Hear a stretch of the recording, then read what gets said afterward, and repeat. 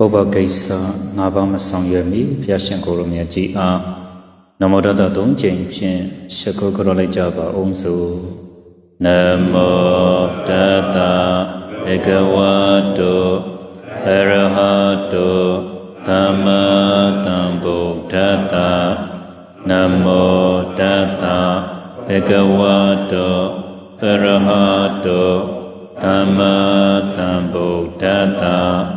နမောတတဘဂဝတောအရဟတောသမ္မာသမ္ဗုဒ္ဓတ္တတပိတောတုဤခန္ဓာ၅ပါးယုံနာနှစ်ပါးကိုတရားထိုင်စဉ်အချိန်ကာလ၌မြတ်စွာဘုရားအားလူရန်ပါ၏ရှင်ဘုရား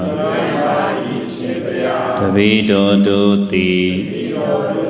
မိုင်မဲ့တွေ့ဝေခဲ့သည့်လျောက်ယရဏသုံးပါးနှင့်တကွာမိဘဆေယပုဂ္ဂိုလ်သူမြတ်တို့အားကံသုံးပါးတို့တွင်တဘာဝဖြင့်ပြမမိကတိရှိသောထိုအပြစ်တို့မှ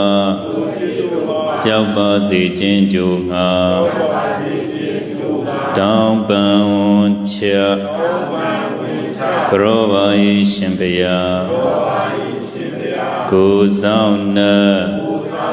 အိမ်ဆောင်နှင့်ရက်ွယ်ဆောင်နှင့်မြို့ဆောင်နှင့်ကျောင်းဆောင်နှင့်ဓမ္မယုံဆောင်နှင့်သာသနာတော်ဆောင်နှင့်ကပ္ပဆောင်နှင့်များနှင့်တကွာရှိရှိသမျှတတ္တဝဟုသမျှတို့သည်အတ္တထသောဘေမတိယမခကျမ်းမာချမ်းသာကြပါစေရှိရှိဘဝယခုဘဝပြုပြုသမျှတပိတောတုဤဒါနသီလစသောကုသိုလ်တို့သည်တပိတောတုအလိုရှိရသောမဖို့နိဗ္ဗာန်ကိုရခြင်းရောက်ခြင်းအကျိုးငါလင်းမြန်စွာကျေးဇူးပြုပါစေတည်းငါသည်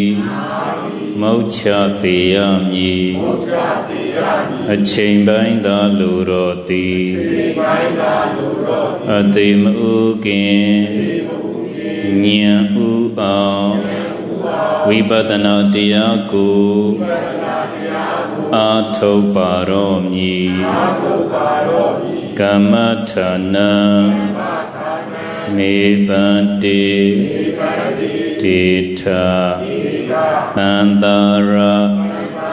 ဝဋ္ဌဒုက္ခတောမောစနထာယဗန္တိအရှင်မြတ်တို့ဖျားမေယမကံတပိတောတုအားသန္တာရဝဋ္ဌဒုက္ခတောသန္တရာဝဆင်းရဲမှမောဇနထာယလွန်မြောက်ပါစေခြင်းကြိုးငါကမ္မဌာနမဉ္ဇဉ်ဖို့ပါနိဗ္ဗာန်ရောက်ကြောင်းအကောင်းဆုံးဖြစ်သောကမ္မထံတရားကိုဒေထကရုဏာထပေတနာတော်မူပါရှင်ဘုရားသာဓုသာ